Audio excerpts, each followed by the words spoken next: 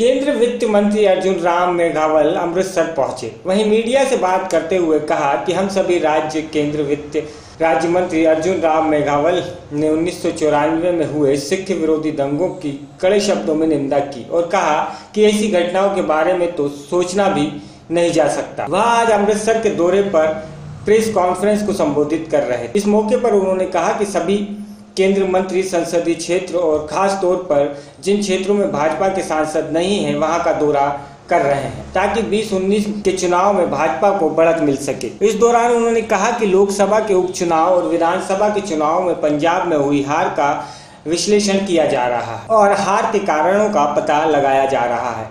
किसानों के कर्ज माफी के बारे में उन्होंने कहा कि यूपी की सरकार ने अपने दम पर किसानों का कर्ज माफ किया है और अगर पंजाब सरकार ने चुनाव में वादा किया है तो राज्य सरकार को अपने दम पर वादा पूरा करना चाहिए। भी आ गई। मुझे जो बड़ा लाभ लगता है कि बिजनेस करना आसान हो जाएगा। अगर किसी को वन वे में हम कहें कि जीएसटी का क्या लाभ होने वाला है, बिजनेस करना आसान हो जाएगा। अगर एक उदाहरण से समझाऊं, आज एक जम्मू से ट्रक चलता है और अगर केरल पहुंचे तो 4 दिन लगते हैं। जीएसटी लागू होने के बाद वो 2 दिन में पहुंच जाएगा। तो 2 दिन का जो समय बचता है, श्रम बचता है, पैसा बचता है, ये आगे चल करके इनडायरेक्ट और डायरेक्ट बहुत बेनिफिट देने वाला है। इसलिए बिजनेस करना आसान हो जाएगा। वैसे तो सरलीकरण है ही ये, ह्यूमन इंटरफेस इसमें सबसे कम है।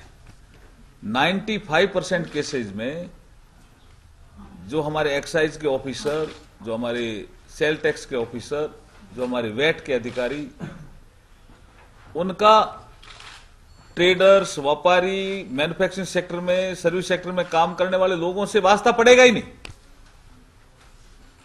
ह्यूमन इंटरफेस मिनिमम हो जाएगा इससे।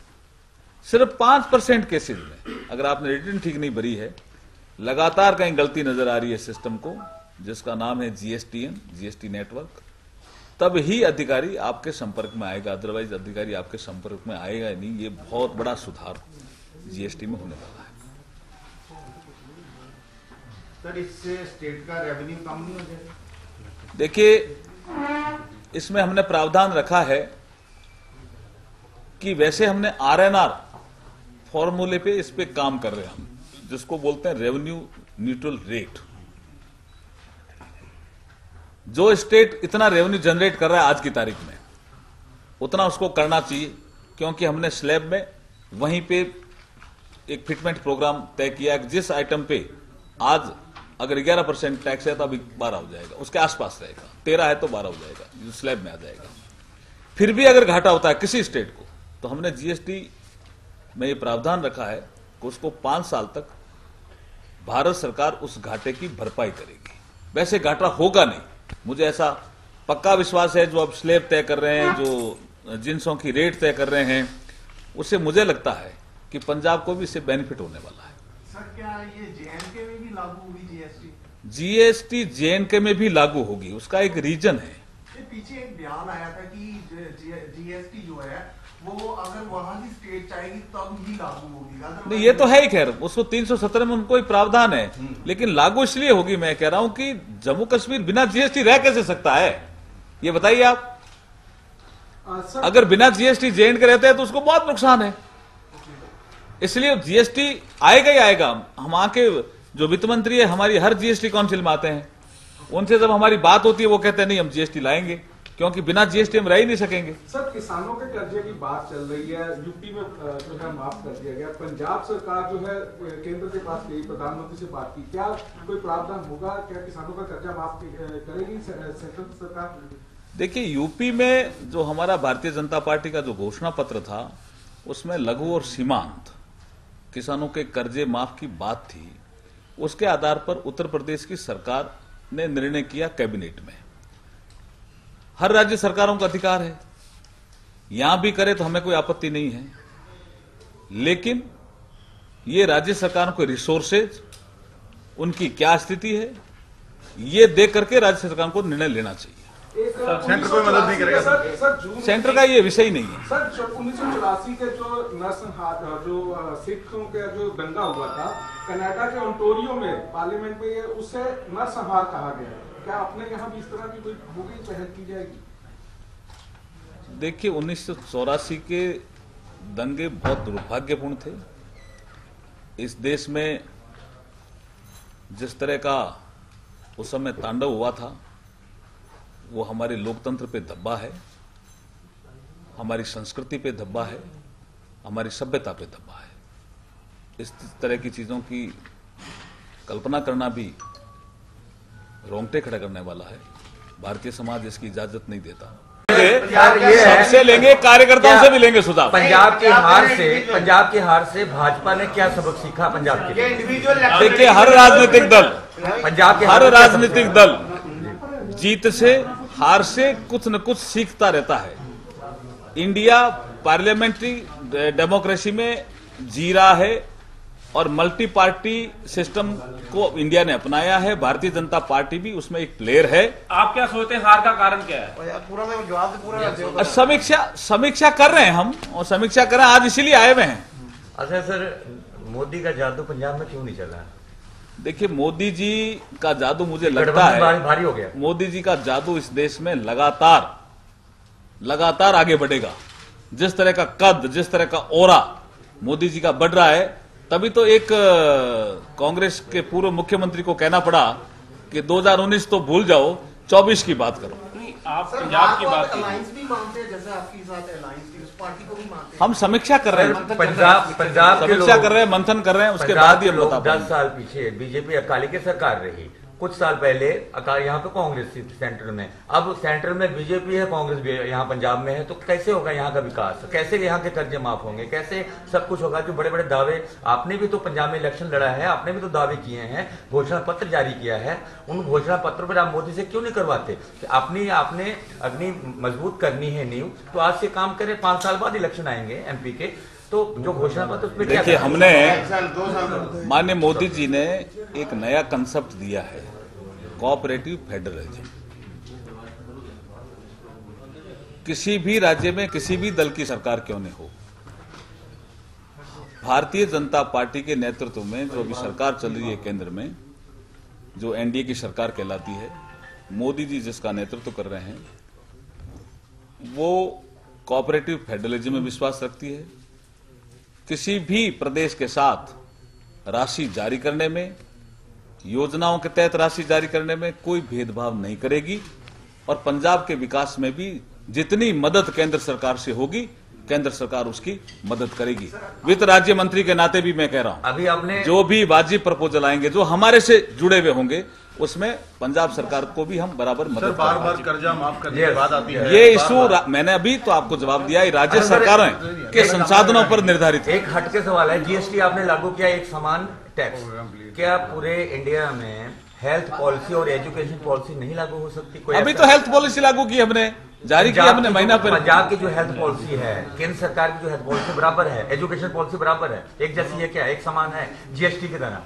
देखिए, हमारे यहाँ संविधान में 3 सूचियां हैं, ठीक है। एक यूनियन लिस्ट है, एक स्टेट लिस्ट है, हेल्थ सब्जेक्ट स्टेट का है, लेकिन हमने एक नेशनल पॉलिसी हेल्थ की लागू की है। बहुत बहुत धन्यवाद जी। आज कैप्टन जी का बयान आया, उनका कहना है कि योगी जी जो काम करे सिर्फ दिखावा है। अगर उन्होंने जो कर्जा माफ करना था किसानों को, तो पूरा क्यों नहीं किया? इस बारे में आप क्या कहना चाहते हैं? योगी जी के काम की समीक्षा आप लोग भी कर रहे हैं, और जितने पत्रिकाएं छप रही है उसमें ऐसा आ रहा बराबर कि योगी जी 18 घंटे काम कर रहे हैं, और उनके काम की समीक्षा भी डेली कर रहे हैं। इसलिए अभी तो आप समीक्षा खुद ही कर रहे हैं आपके सवाल से, और योगी जी मुझे लगता है सफल मुख्यमंत्री होंगे। सच स्टोरी के लिए अमृतसर से द्वारकानाथ राणा की रिपोर्ट।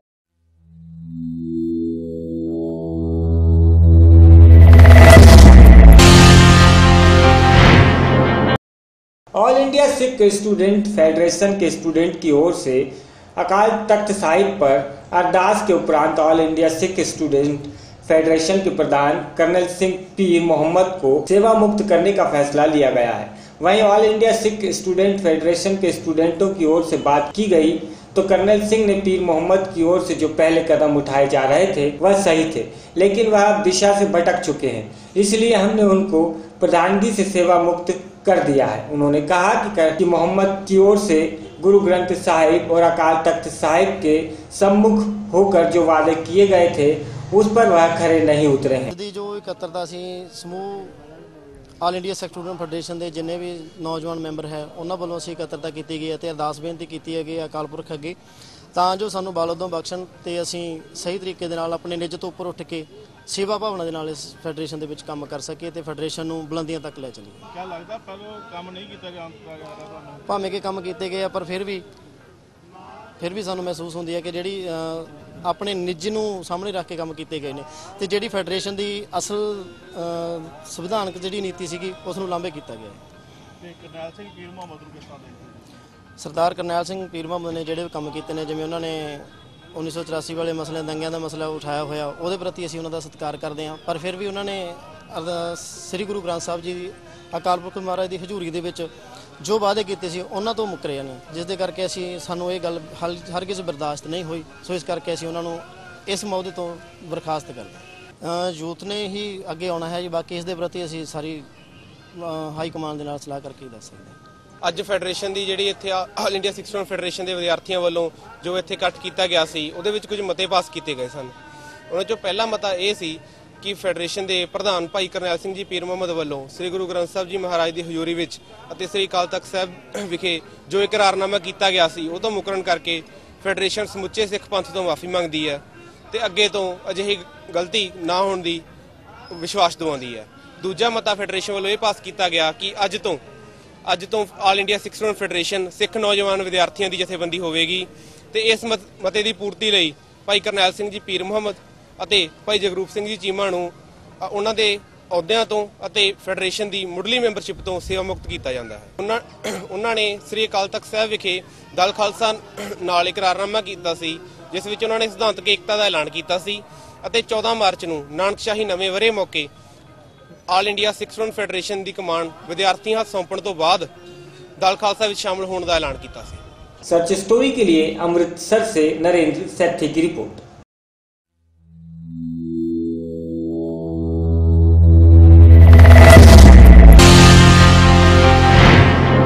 पंजाब में भ्रूण हत्या को रोकने के लिए पंजाब सरकार की ओर से बहुत से उचित कदम उठाए जा रहे हैं। वहीं दूसरी ओर कुछ समाज सेवी संस्थाएं भी इसमें बढ़ चढ़कर हिस्सा ले रही हैं। इसी को देखते हुए आज अमृतसर में 300 के करीब बच्चियों को सम्मानित किया गया। वही सम्मान किए गए बच्चियां किसी न किसी क्षेत्र में मुकाम हासिल कर चुकी हैं।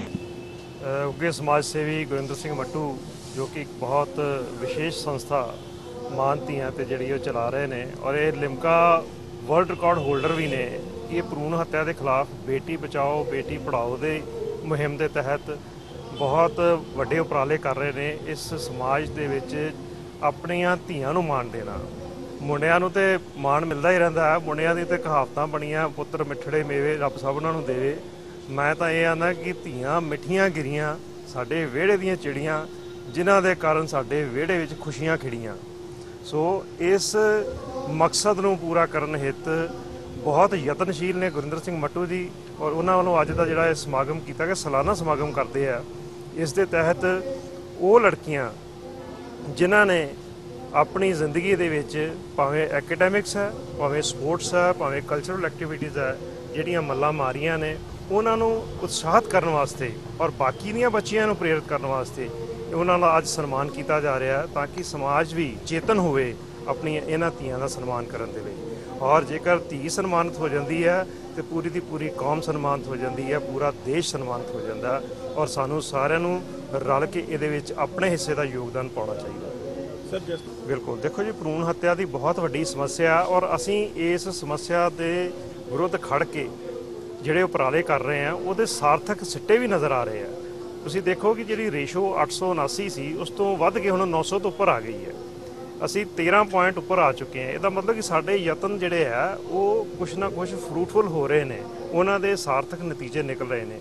ਤੇ ਜੇਕਰ ਅਸੀਂ ਇਸੇ ਤਰ੍ਹਾਂ ਹੀ ਕੋਸ਼ਿਸ਼ਾਂ ਕਰਦੇ ਰਵਾਂਗੇ ਤੇ ਉਹ ਦਿਨ ਵੀ ਦੂਰ ਨਹੀਂ कि ਜਦੋਂ ਅਸੀਂ बराबर रेशो लेके आवांगे। सर्च स्टोरी के लिए अमृतसर से द्वारकानाथ राणा की रिपोर्ट।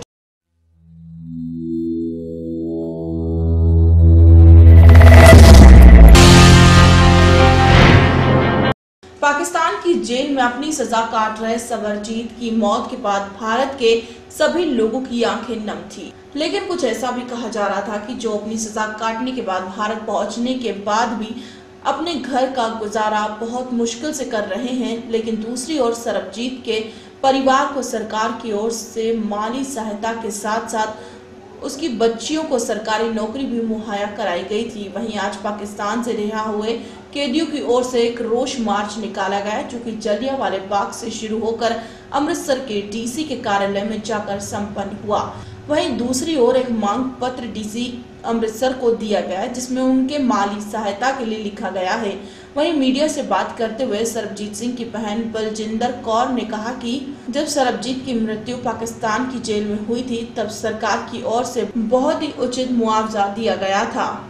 और ਅੱਜ ਅਸੀਂ ਇਹ ਪ੍ਰੋਟੈਸਟ ਕੀਤਾ ਹੈ ਕਿ ਜਿਹੜੇ ਭਾਰਤ ਦੇ ਭਾਰਤੀ ਕੈਦੀ ਪਾਕਿਸਤਾਨ ਦੀ ਜੇਲ੍ਹਾਂ ਦੇ ਵਿੱਚ ਸ਼ਹੀਦ ਹੋਏ ਔਰ ਜਿਹੜੇ ਉੱਥੋਂ ਰਿਹਾ ਹੋ ਕੇ ਵਾਪਸ ਆਪਣੀ ਕੈਦ ਕੱਟ ਕੇ ਵਾਪਸ ਆ ਗਏ ਆ, ਉਹਨਾਂ ਪਰਿਵਾਰਾਂ ਦੀ ਸਰਕਾਰ जिस तरह सरबजीत सिंह जी के परिवार नू जो मुआवजा जो सहूलत दी गई, बच्ची नू नौकरी दी गई, हालांकि वो बच्ची ओदी नहीं सीगी, फिर भी सरकार ने बंदा हक उन्होंने जो बंदा सी शहीदा दिता गया, उसी तरह जेड़े शहीद होए हैं पाकिस्तान दे विच उन्हां दे परिवारां नू भी दिता जावे और जेड़े रिहा होके वापस आए हैं उन्हां दे परिवारां नू ते उन्हां दे बंदियां जेड़ियां नौकरियां वो सरकारियां दित्तियां जावे, ताकि कई इत्थे इदां दे हैगे आ जेड़े रिक्शा चला के अपना जीवन कट रहे हैं।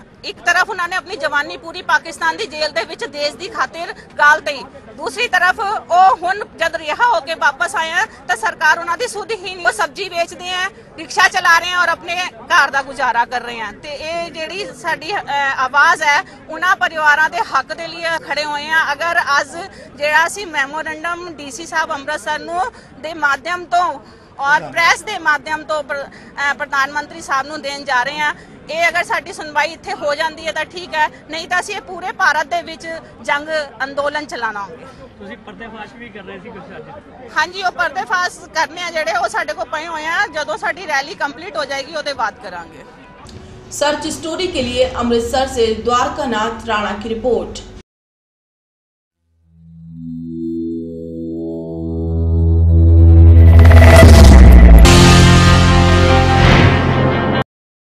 विभाग द्वारा अमृतसर में एक तक्षक जाति का सांप पकड़ने का दावा किया गया है। विभाग के इंस्पेक्टर अशोक जोशी ने बताया कि यह सांप का जहर बहुत ही खतरनाक होता है और इसके काटने से कुछ ही वक्त में इंसान की मृत्यु हो जाती है। जोशी ने बताया कि उनको पुलिस के द्वारा सूचना मिली थी कि पुतली घर इलाके में गुरुद्वारा पिपली साहिब के पास गली में एक घर में सांप घुस गया है। उनके अनुसार काफी मशक्कत के बाद सांप पकड़ में आया। करीबन 5 फुट लंबे इस सांप के बारे में बताते हुए जोशी ने कहा कि पौराणिक ग्रंथों में भी तक्षक जाति के सांप का विवरण आता है और ग्रंथों के मुताबिक तक्षक सांप भी पांडवों के आखिरी वंशज राजा परीक्षित का तक्षक सांप के विष से ही मृत्यु हुई थी। अशोक जोशी, इंस्पेक्टर SPCA अमृतसर हाथीगेट तैनात हाँ। मैनू सवेरे लगभग 8:30-9 बजे 100 नंबर पुलिस कंट्रोल रूम तो भी फोन आया सी और एक आदमी का फोन आया जिन्हों के घर सप सी। ये सप मैं पुतली घर अमृतसर पिपली साहब गुरुद्वारे के नाल दी गली चौं किसी के घरों पकड़िया है और जदों मैं गया जाके देखा सप नूं तां एक अलमारी के थले बैठा होया सी अते इसनूं जदों मैं पकड़िया देखा कि यह तक्षक नाग है। तक्षक नाग बहुत जहरीला नाग है। इसने ही पांडवां दे आखिरी राजा परीक्षित नूं कटिया सी और इसके कट्टन नाल ही उसकी तुरंत मौत हो गई सी। तक्षक नाग जो है पताल दे 8 नाग हैं, 8 नागां चों एक तक्षक नाग भी है। ये ऋषि कश्यप का बेटा मन्निया गया है और अज ही इसनूं अमृतसर दे विच जंगलात वालियां नूं नाल लैके जंगल दे विच आज़ाद कर दिता जाएगा और मैं यही कोशिश करांगा कि इसनूं उस जगह ते आज़ाद किया जाए जिथे इसनूं शिकार और पानी ठीक मात्रा विच मिल सके। यह स्नेक अमृतसर का ही है, हिस्टोरिकल स्नेक है। ਔਰ ਲਗਭਗ 5 ਸਾਲ 'ਚ 4000 ਸਨੇਕ ਮੈਂ ਪਕੜ ਚੁੱਕਿਆ ਹਾਂ, ਜਿਹਦੇ ਵਿੱਚੋਂ ਕੋਬਰਾ ਵੀ ਬਹੁਤ ਸਾਰੇ ਹਨ, ਕੋਬਰਾ ਨਾਗ ਵੀ ਬਹੁਤ ਸਾਰੇ ਹਨ, ਬਲੈਕ ਕੋਬਰਾ, ਬਰਾਊਨ ਕੋਬਰਾ ਔਰ ਤਕਸ਼ਕ ਬਹੁਤ ਘੱਟ ਮਿਲਦੇ ਹਨ। ਇਹ 4-5 ਸਾਲ ਦੇ ਵਿੱਚ ਲਗਭਗ 10 ਤੋਂ 15 ਤੱਕ ਪਕੜ ਚੁੱਕਿਆ ਹਾਂ। सर्च स्टोरी के लिए अमृतसर से द्वारकानाथ राणा की रिपोर्ट।